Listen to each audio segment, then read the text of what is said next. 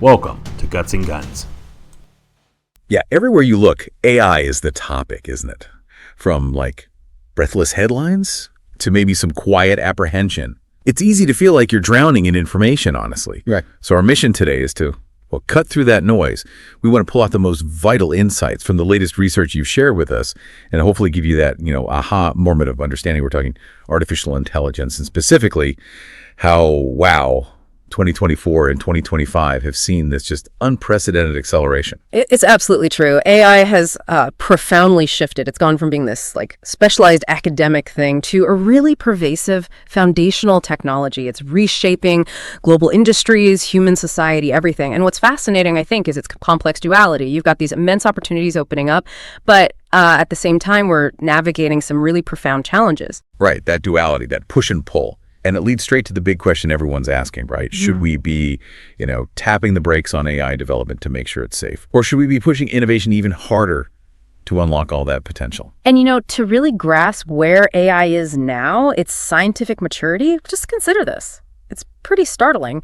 In 2024, AI-driven research was actually honored with 2 Nobel Prizes. 2? Really? Yeah. One in physics for foundational work in reinforcement learning, and another in chemistry for pioneering stuff in protein folding, like Google DeepMind's AlphaFold. Wow. Go big. And if that's not enough, the Turing test, that old benchmark for machine intelligence, while it's widely considered surpassed now by today's sophisticated AI, it's not really the hurdle it once was. That is a truly astounding leap. It really hammers home that AI isn't just like an incremental improvement anymore. It's what we call a general purpose technology, isn't it? Yeah. Right up there with electricity or the internet. It's fundamentally re-architecting things. So, okay, let's unpack this. The sheer speed of innovation, just over the last year or two, it's mind-boggling. When you think about recent breakthroughs, what really stands out? What goes beyond just small improvements? Well, the biggest story has definitely been the explosion in large language models, LLMs. We've gone from these sort of generic LLMs to incredibly sophisticated adaptation techniques, tailoring them for really specialized areas, finance, healthcare, even generating code for underrepresented languages. So specific use cases. Exactly. And this is driven by methods like parameter efficient fine-tuning, or PEFT, that lets you adapt huge models without retraining everything from scratch, and retrieval augmented generation, RAG, where the AI pulls in real-time info for current answers. Plus, we're seeing more agentic approaches, which means AI systems can actually plan and execute a whole series of steps on their own to get complex tasks done. So it's not just better, it's smarter and more specialized and acting more independently. Precisely. And what's really democratizing this, making it more accessible, is the dramatic drop in cost. Training a GPT-3 equivalent model, something like Phi-3, it now costs around $0.8 million. That's way down from GPT-3's original, $4 million price tag? Huge difference. Yeah, it brings advanced AI within reach for a lot more players. And the competitive landscape is just intense. OpenAI's GPT-5 is anticipated, expected to be a, quote, significant leap forward in fixing factual inaccuracies. And you've got big advancements from Google's Gemini and Anthropic's Claude AI too. It's moving fast. That's truly incredible. But it raises a fascinating question. When AI creates something, is it really inventive? Or is it just a super sophisticated mimicry? Okay, here's where it gets really interesting. What about the creative side? Right, generative AI. It's just exploded since 2022. Models like ChatGPT, DALE, they led the charge. I mean, ChatGPT alone hit over 100 million monthly active users by early 2023. That's staggering. And today, over 4 billion prompts are issued daily across the leading LLM platforms. 4 billion a day. Yeah. And the big leap now is multimodal AI. These models, they seamlessly process and generate content across text, images, audio, video. All at once. Pretty much. We're talking native image generation right inside the LLMs. Sophisticated audio models like Audio 6B, they can simulate human conversation with, frankly, uncanny realism, improved music generation like Suno 4.5, text-to-speech like Zonos AI, even text-to-video models like VO2 are showing capabilities that in some ways surpass OpenAI's Sora, and they're more accessible. So the convergence means AI can now do complex creative tasks like generate a whole script, the visuals to go with it, even a soundtrack, all from a single prompt. So it's moving beyond just, answering a question or making one picture. It sounds like it's interacting more independently, taking on tasks. What does this all mean for how AI interacts with the world? You've hit on the next big trend, agentic and autonomous AI. This is a really significant conceptual shift. We're moving from reactive, prompt-based responses to more proactive, even self-improving AI systems. They're designed to operate on their own initiative, to execute complex, multi-step business processes with, minimal human intervention. Just for example, AWS, Amazon Web Services, they unveiled new agentic AI capabilities in July 2025, specifically designed to automate these intricate enterprise workflows. Okay, so automating complex jobs. Right. And beyond just workflows, AI's role in accelerating scientific discovery is, it's groundbreaking. We mentioned protein folding, ZSM3, AlphaFold 3, that Nobel Prize in chemistry in 2024. But the really startling insight, I think, is how quickly AI is moving beyond just assisting scientists to actually outperforming them in certain areas. Outperforming. Yeah. We're seeing LLM agents like Aviary tackling biological tasks, wildfire prediction systems like FireSat getting way better, and medical AI. It's undergoing a diagnostic revolution.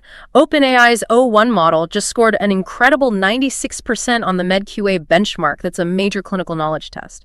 We have studies showing AI systems like GPT-4 consistently outperforming human doctors in critical areas, diagnosing complex cases, detecting cancer, identifying high-risk patients. That's huge for healthcare. It really is. It's not just an aid, it's transforming medical practice. Look at the FDA-approved AI medical devices, just 6 in 2015, up to 223 by 2023. We're also seeing promise in AI-generated synthetic data for things like identifying social determinants of health and speeding up drug discovery. Isomorphic Labs is even prepping human trials for its first AI-designed drugs. And research labs like Future House, they're building specialized AI agents to automate key scientific steps, information retrieval, chemical synthesis design. And get this. A multi-agent workflow successfully identified a new potential therapeutic for dry, age-related macular degeneration, a really complex eye disease. So it sounds like these advancements are making AI not just powerful, but also increasingly practical, cost-effective. What does this mean for widespread adoption? Is it truly becoming accessible to, everyone? It really is becoming incredibly efficient and, affordable. Consider this stat. The inference cost, that's the cost to actually run the AI for a system at the level of GPT 3.5. It dropped over 280-fold between November 2022 and October 2024. 280 times cheaper. Yeah. It's a massive reduction in operational cost, and annually, hardware costs are declining about 30%, and energy efficiency is improving by 40%. This makes powerful AI just much more economically viable for way more businesses and applications, and we're seeing rapid convergence between open-weight models, the open-source ones, and their closed-source counterparts. The performance gap narrowed from 8% down to just 1.7% on some benchmarks in a single year. So open source is catching up fast. It is, and that fosters greater democratization. Makes advanced tools more widely available. Plus, cloud providers are increasingly offering AI as a service platforms, lowering the technical and financial barriers even more. That sounds like really great news for adoption. It is, mostly. But there's a nuance here. While open source promotes broader participation, you still have these colossal investments by the major tech companies in compute infrastructure. That suggests a growing concentration of the absolute cutting-edge AI development. It could potentially lead to a new kind of digital divide, where access to the very best remains highly centralized. Okay. That makes sense. So let's dig into where AI is actually making difference right now. Like in your daily life, in global industries, where's the impact today? Oh, AI has definitely moved from being niche to being a central driver of business value. Big time. In 2024, 78% of organizations reported using AI. That's a big jump from 55% the year before. And the return on investment. It's remarkable. Generative AI especially shows top organizations seeing something like $10.03 back for every $1 invested, and productivity use cases. They account for the biggest ROI for 43% of users. Plus, these AI projects are deploying fast, less than 8 months on average to implement, and they start showing value within about 13 months. Over 300 enterprise tools have already embedded generative AI, so it's kind of everywhere. Okay, 78% of organizations. So what does this actually look like on the ground? Let's maybe take a quick tour through some specific sectors. What about healthcare? Yeah, healthcare. AI is huge there. It's instrumental in personalized medicine, faster, more accurate diagnostics. It's boosting early detection of things like diabetic eye disease and cancer with over 90% accuracy in some cases. It's predicting brain age from MRI scans, personalizing lung cancer treatments.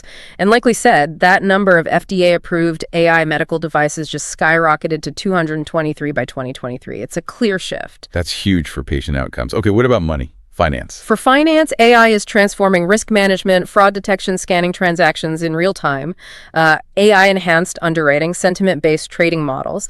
And just recently, July 2025, Lloyds Bank launched Athena, a generative AI assistant for customer service and compliance. Bloomberg introduced an AI platform to streamline federal budgeting. Real-world stuff happening now. And for something we all interact with daily, like shopping or calling customer service. Right? Retail and customer service. Right. AI enables hyper-personalized recommendations, predicting what consumers might want.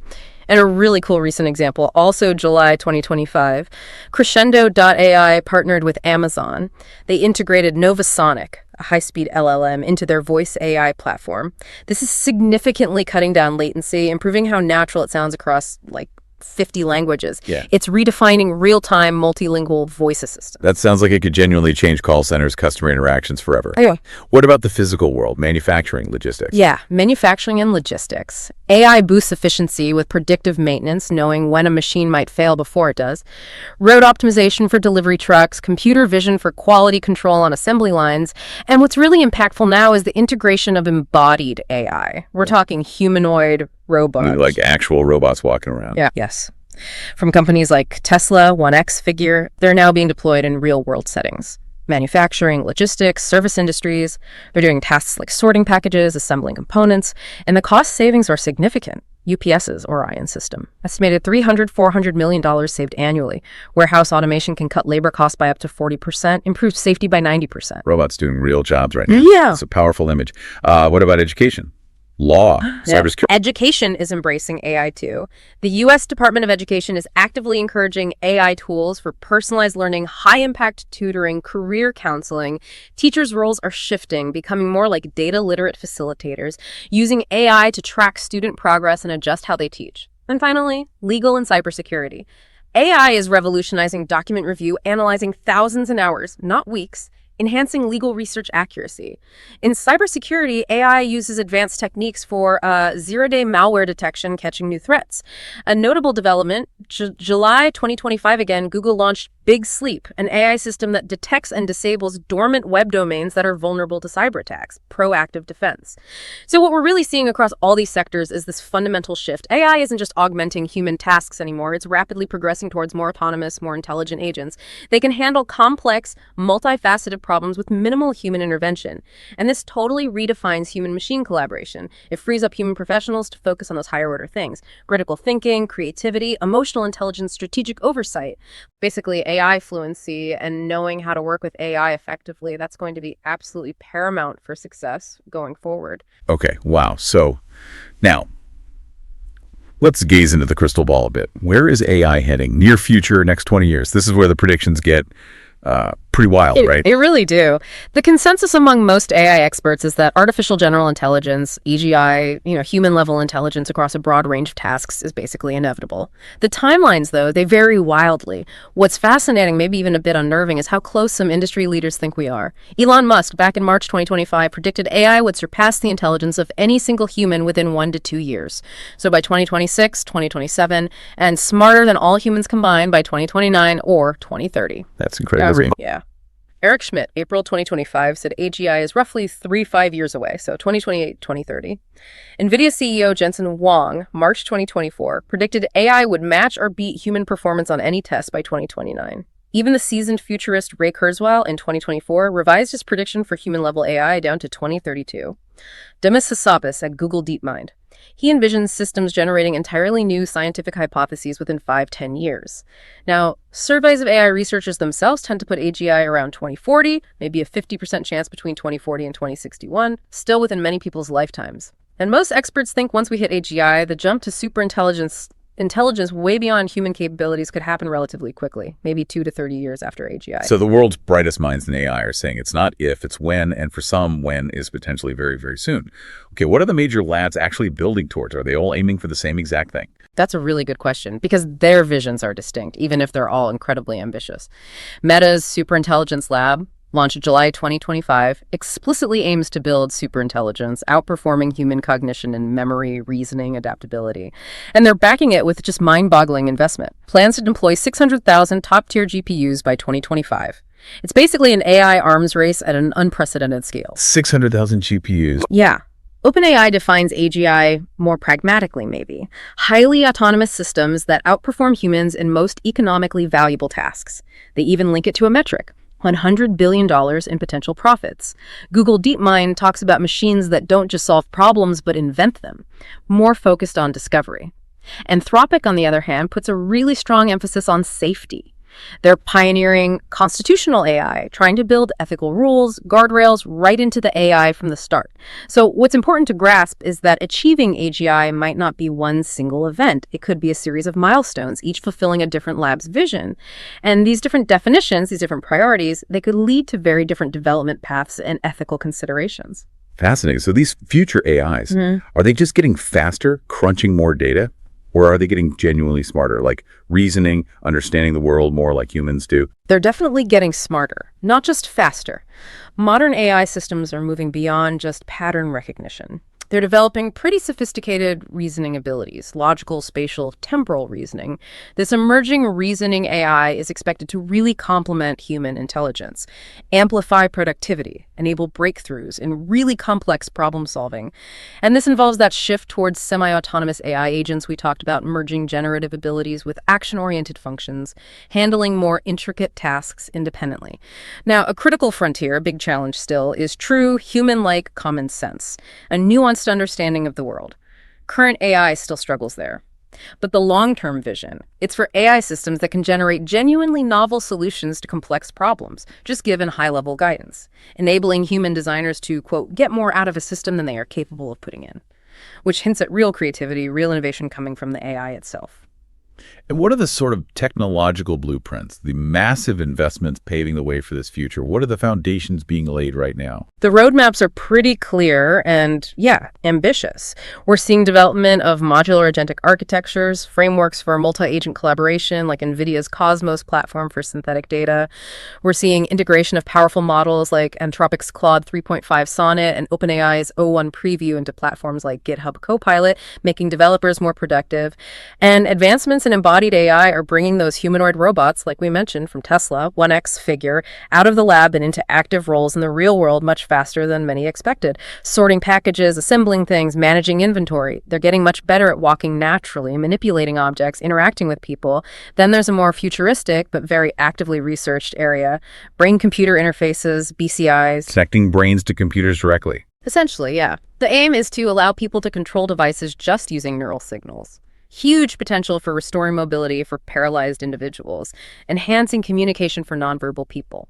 And underpinning all of this is that colossal investment in compute infrastructure. It's an AI arms race, truly. Access to vast computing power is a primary strategic asset for companies and nations. Meta, for example, planning those 600,000 GPs by 2025, committing $65 billion in capital expenditures for 2025, including a $10 billion data center just for its next Llama model. And this recognition of national compute infrastructures as critical infrastructure, that implies whole new forms of global power imbalances based on who controls the most computing power. Okay, this all sounds incredible, almost sci-fi in some ways, but it forces us to ask the tough questions, doesn't it? What about the human element, the jobs, the ethics, the very way we think and live, this powerful progress? It comes with inherent challenges, the duality you mentioned. Let's really delve into that now. What does this mean for us, for people? Right, that's the crucial complex part. On the economic front, the potential impact on jobs is, well, the figures are quite stark. AI is automating or augmenting roughly 25% of daily tasks across over 700 U.S. professions right now. Goldman Sachs estimated AI could replace the equivalent of 300 million full-time jobs globally. That's about 9.1% of all jobs. 300 million. Yeah, by 2030, maybe 20 million manufacturing jobs replaced. McKinsey reported 14% of employees globally, 375 million workers might need to change careers by 2030. Wall Street anticipates replacing maybe 200,000 roles in the next 3 to 5 years. Over 7.5 million data entry jobs projected to be lost by 2027. And we're seeing it happen already. 30% of U.S. companies have already replaced some workers with AI tools, and nearly 78,000 tech job losses just from January to early June 2025 were directly linked to AI shifts. It forces us to confront this new reality, doesn't it? It certainly does. Where are these impacts hitting hardest? Which kinds of jobs? Generally, desk jobs, things involving information processing, writing, teaching, advising. Think translators, writers, customer service reps. They face higher AI applicability. Also, educated white-collar workers earning up to maybe $80,000 annually seem particularly vulnerable according to some studies. However, it's not all displacement. AI is also a substantial job creator. The World Economic Forum forecasts a net gain of 78 million new jobs by 2030. A net gain. So more created than lost. That's the forecast. 97 million new roles created versus 85 million displaced. Something like 20 to 50 million new roles could emerge by 2030 in areas like AI development itself, healthcare, green energy. The job title AI and machine learning specialist is predicted to see the largest net growth worldwide.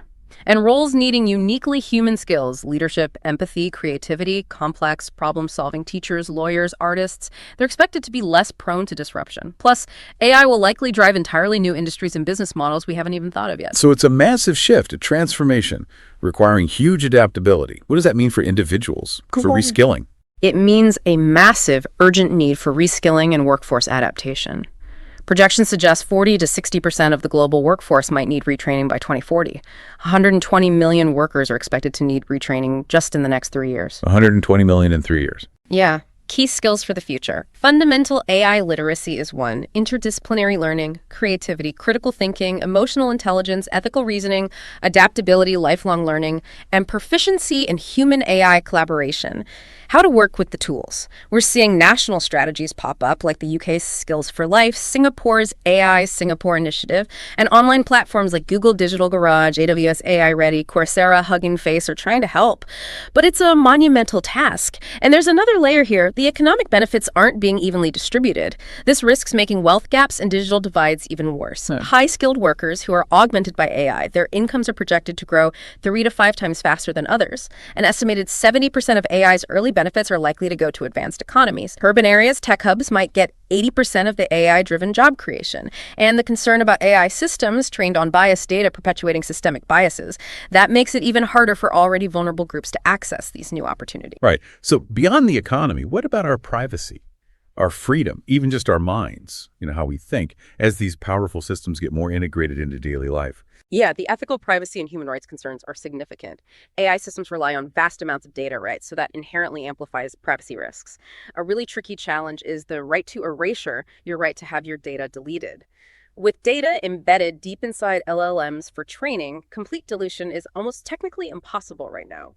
We've seen a huge surge in AI-related incidents, data breaches, algorithmic failures up 56.4% in 2024 alone. There's widespread collection and use of personal data, often without clear, informed consent. This has led to a big increase in websites blocking AI scraping tools from maybe 5-7% up to 20-33% in just a year. People are pushing back. Another critical ethical issue is AI bias and fairness. These models can inherit and amplify prejudices present in their training data. This leads to discriminatory outcomes. We've seen examples like AI recruiting tools favoring male candidates because of historical hiring data, or facial recognition systems performing poorly on darker skin tones. These aren't theoretical risks. They have real-world impacts. And then there's AI-powered surveillance and civil liberties. These technologies pose a fundamental threat. Traditional ideas of privacy in public spaces, they're becoming almost obsolete. The UN High Commissioner for Human Rights even called for a moratorium on high-risk AI systems, things like profiling, automated decision-making in critical areas, predictive policing. Predictive policing systems fed biased historical crime data can, quote, supercharge racism and classism. Facial recognition can chill free assembly, especially in places without strong protections. That is a truly chilling thought. What about the information we consume, the news, images? The rise of misinformation and deepfakes is a massive challenge. AI tools have made it incredibly easy and cheap to create fake images, fake videos, fake news articles that are virtually indistinguishable from the real thing. The number of AI-enabled fake news sites apparently increased tenfold in 2023, and this has real consequences. False financial reports causing market jitters, fabricated images of public figures potentially swaying opinions, or worse. It's why 24 U.S. states have already passed laws specifically targeting this kind of synthetic media. And beyond those big headlines, AI is also reshaping our psychological and social dynamics in maybe subtler ways. There are concerns about technology panic, but also real AI dependence.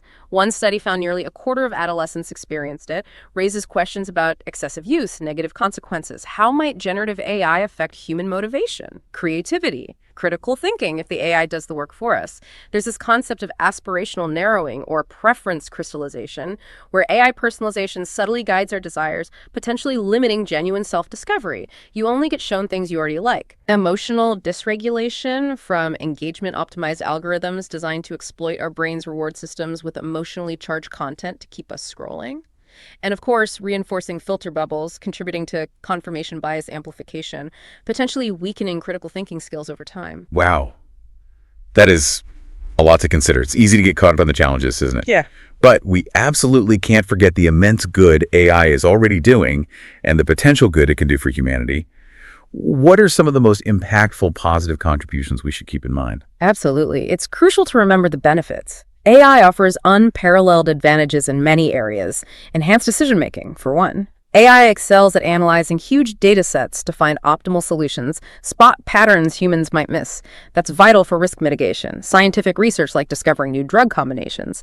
Automation and efficiency are profound. AI automates complex, often tedious processes. It frees up human professionals from repetitive work, like that legal document review example, weeks down to hours, allows people to focus on creativity, strategy. And unlike traditional software, AI systems have this capacity for continuous learning and improvement. They get better, more valuable over time through experience. That's an incredible breadth of positive impact. I mean, just thinking about healthcare alone, it sounds like AI is practically a superhero in some ways.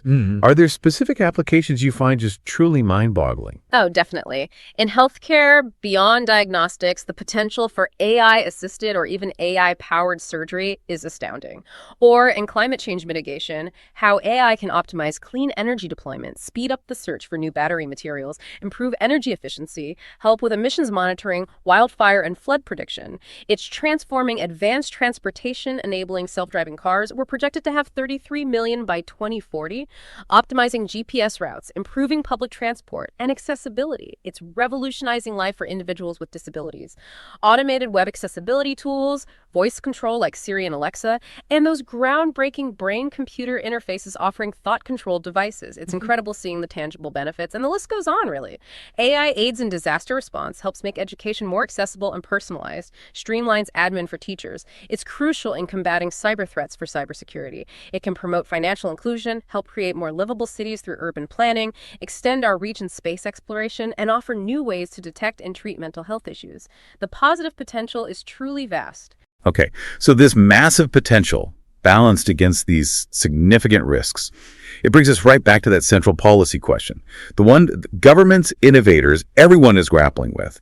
In this rapidly accelerating world of AI, should humanity collectively put the brakes on to ensure safety, ensure ethical alignment, or should we push harder to maintain a competitive edge, to unlock that full potential faster? It's a really nuanced global debate. And just to be clear, we're not taking a side here, just exploring the arguments. Exactly. So those who argue for accelerating development, push harder, often see this led by the United States, advocate for a largely deregulated approach. The core philosophy, you see it in things like the US AI Action Plan, is almost to, quote, rip the brakes out of the car of AI development.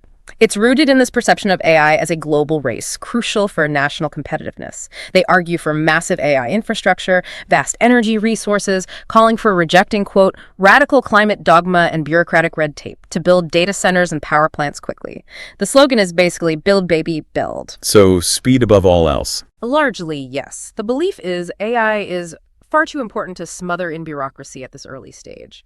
This camp tends to favor things like industry-specific regulatory sandboxes, test beds, greater government adoption of AI itself, and support for domestic semiconductor manufacturing to fuel the race. Now, conversely, the arguments for regulation and caution put the brakes on raise serious concerns. Critics say a purely deregulated approach is essentially a gift for the big tech companies and will lead to AI being developed with very little consideration for the public at large. There's a lot of contention around promises to eliminate ideological bias in AI models, with many experts arguing it's frankly impossible to get rid of bias in general in these complex systems.